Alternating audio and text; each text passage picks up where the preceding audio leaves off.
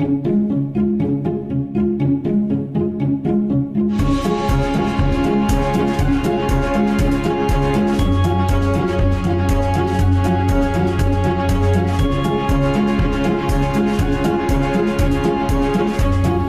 Dinesh, tell me, what are some of the most common mistakes that startups make when they're founding their companies?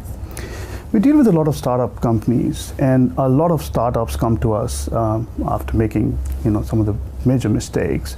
And the three most common ones I'll explain. The first one is that they don't choose the right structure.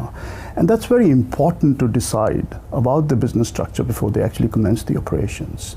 If they're starting as a small operation, a sole trader is fine because they don't need significant investment, and the size of the operation is the small as well. They're not looking at employing people. But if they're looking at growing the business and operating it in a more organized manner, they probably should be looking at a company or a Pty Limited company, most commonly known as.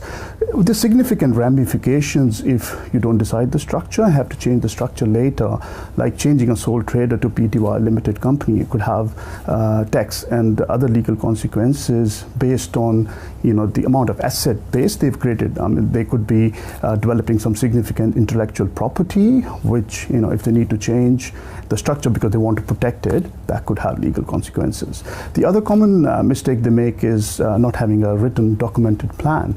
As the statistics say that 80% of the small businesses or the startups fail in the first 5 years because they don't prepare a proper budget or a financial forecast before they actually start their business. So they don't know what they're getting into and whether they have that kind of a budget or the funding available, or whether they can sustain it or not.